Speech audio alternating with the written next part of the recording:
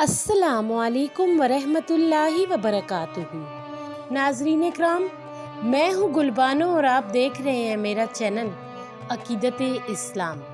नाजरीन इकराम, आज की वीडियो में हम कौमे समूद की ऊँटनी और कौमे समूद की तबाही और बर्बादी का तस्करा करेंगे।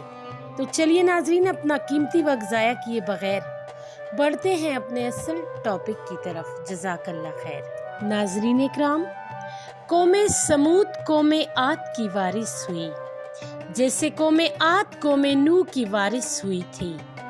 समूद भी आद के नक्शे कदम पर चली, जिस तरह कौमे आद कौमे नूह के नक्शे कदम पर चली थी। समूद की ज़मीन भी सरसब्ज़ व शादाब और खूबसूरत थी। इसमें बागात, चश्मे और बड़े बाग थे जिनके नीचे नहरें जारी थीं। कौमे समूद इमारत, ज़रात और बागों की कसरत में आद की तरह थी। इन्हें अकल और कारीगरी में इन पर फोकियत हासिल थी। वो पहाड़ों में से बड़े वसी और खूबसूरत घर तराश लेते थे और पत्थरों में नहायत उम्दा नक्श बनाते थे।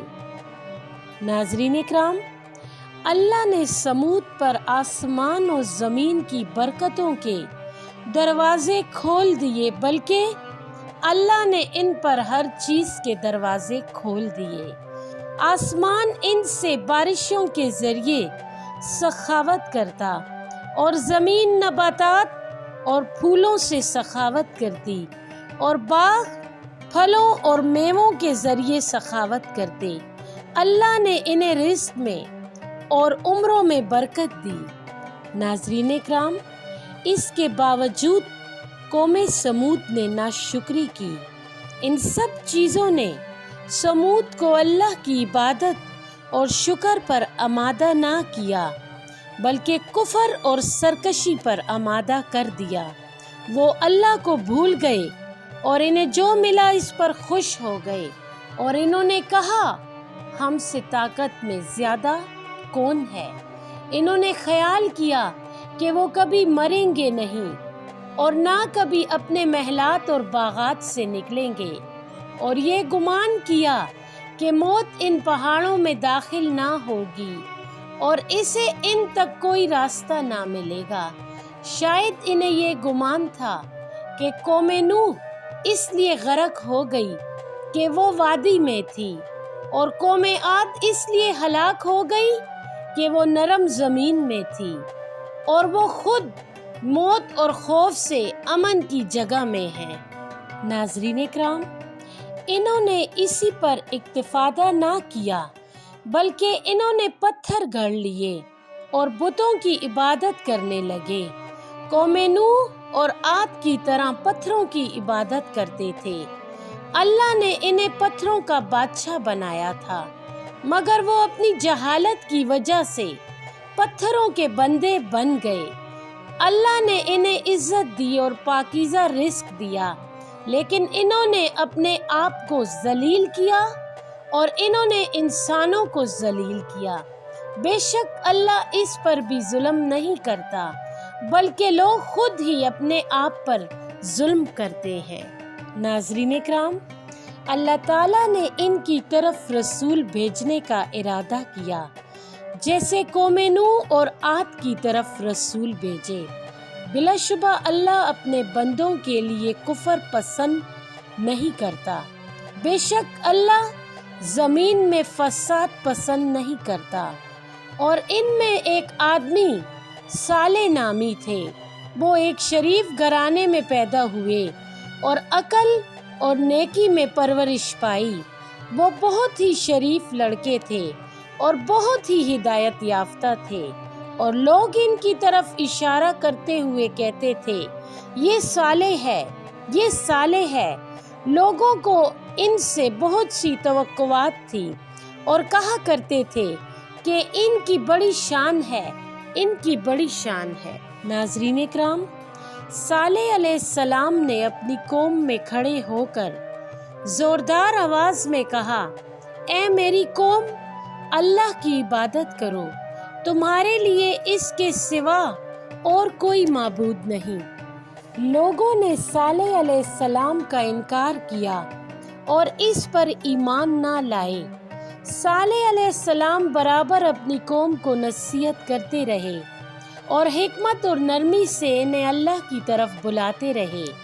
وہ کہتے، اے بھائیو، کیا تمہارا یہ خیال ہے کہ تم یہاں ہمیشہ رہو گے؟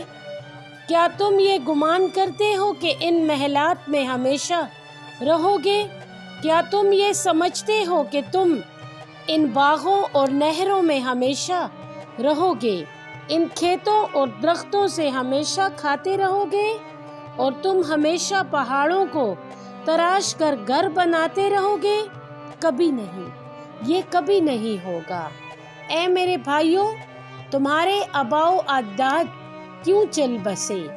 ان کے محل تھے، اسی طرح ان کے باغ اور چشمے تھے، ان کی کھیتیاں اور نخلستان تھے، اور وہ پہاڑوں کو تراش کر گھر بناتے اور ان میں رہتے تھے، لیکن یہ سب کچھ ان کے کام نہ آیا اور یہ سب کچھ انہیں روک نہ سکا۔ ملک الموت نے ان کو آ لیا اور ان تک پہنچ گئے۔ اسی طرح تم بھی مرو گے اور تمہیں اللہ دوبارہ اٹھائے گا اور تم سے ان نعمتوں کے متعلق سوال کرے گا۔ ناظرین کرام، اس کے بعد ہم آج کی ویڈیو میں اللہ کی اونٹنی کا ذکر کریں گے۔ صالح علیہ السلام نے کہا، تم کون سی نشانی چاہتے ہو؟ انہوں نے کہا، اگر تو سچا ہے تو اس پہاڑ سے ہمارے لیے ایک حاملہ اونٹنی نکال لا۔ لوگ اچھی طرح جانتے تھے کہ اونٹنی کو اونٹنی ہی جنتی ہے۔ اونٹنی زمین سے اگتی ہے اور نہ پتھر سے نکلتی ہے، اور انہیں یقین ہو گیا کہ صالح عاجز آ جائے گا اور وہ جلد کامیاب ہو جائیں گے۔ لیکن صالح علیہ السلام کا اپنے رب پر ایمان مضبوط تھا اور وہ اچھی طرح جانتے تھے کہ اللہ ہر چیز پر قادر ہے۔ صالح علیہ السلام نے اللہ سے دعا کی اور ویسا ہی ہوا جیسا لوگوں نے مانگا۔ پہاڑ سے حاملہ اونٹنی نکلی اور اس نے بچہ دیا۔ لوگ حیران ہوئے اور ڈر گئے، لیکن ان میں سے سوائے ایک کے کوئی ایمان نہ لایا۔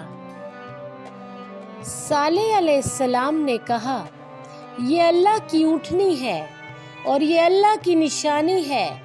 تم نے مانگا اور اللہ نے اسے تمہارے لیے اپنی قدرت سے پیدا کر دیا۔ اس اونٹنی کا احترام کرو اور اس کو ہاتھ نہ لگاؤ بری طرح، پھر تو آ پکڑے گا تم کو عذاب بہت جلد۔ سورہ ہود آیت نمبر 64۔ اور یہ اونٹنی اللہ کی زمین سے کھائے گی اور پیے گی، آئے گی جائے گی۔ اس کا چارہ اور پانی تمہارے ذمے نہیں، چارہ کافی اور پانی بہت ہے۔ ناظرین اکرام، اب ہم قوم سمود کی سرکشی کا ذکر کریں گے۔ قوم نے تکبر کیا اور سرکشی کی، اور انہوں نے کہا کہ ہر روز ہمارے مویشی کیوں نہ پئیں، اور یہ لوگ اس اونٹنی سے تنگ دل ہوئے جس سے ان کے مویشی بدکتے تھے، اور صالح علیہ السلام نے انہیں اس اونٹنی کی توہین سے ڈرا رکھا تھا، لیکن وہ نہ ڈرے۔ انہوں نے کہا، اس اونٹنی کو کون قتل کرے گا؟ ایک آدمی کھڑا ہوا اور اس نے کہا، میں۔ ایک دوسرا آدمی کھڑا ہوا اور اس نے کہا، میں۔ دونوں بدبخت گئے بیٹھے اور اونٹنی کے نکلنے کا انتظار کرنے لگے، یہاں تک کہ جب اونٹنی نکلی تو پہلے نے اسے نیزہ مارا اور دوسرے نے اسے ذبح کر دیا اور مار دیا۔ ناظرین اکرام، جب صالح علیہ السلام کو علم ہوا کہ اونٹنی ذبح کر دی گئی ہے تو انہوں نے افسوس کیا اور بہت غمگین ہوئے اور لوگوں سے کہا، فائدہ اٹھا لو اپنے گھروں میں 3 دن، یہ وعدہ ہے جو جھوٹا نہ ہوگا۔ اور شہر میں 9 آدمی تھے جو زمین میں فساد کرتے تھے اور اصلاح نہیں کرتے تھے۔ انہوں نے حلف اٹھایا اور کہا ہم رات کو صالح علیہ السلام اور اس کے اہل و عیال کو قتل کر دیں گے، اور جب ہم سے پوچھا جائے گا تو کہہ دیں ہمیں کوئی علم نہیں۔ لیکن اللہ نے صالح علیہ السلام اور اس کے اہل کی حفاظت کی، اور جب تیسرا دن ہوا تو ان پر عذاب آیا۔ انہوں نے حسب عادت صبح کی، پس ایک زوردار آواز تھی، اور وہ بھی سخت بونچال کے ساتھ، ایسی آواز جس سے دل پھٹ پھٹ جاتے، اور ایسا زلزلہ جس سے گھر گر پڑے تھے۔ اور سمود پر یہ دن بہت ہی سخت تھا، سب لوگ مر گئے اور شہر تباہ ہو گیا۔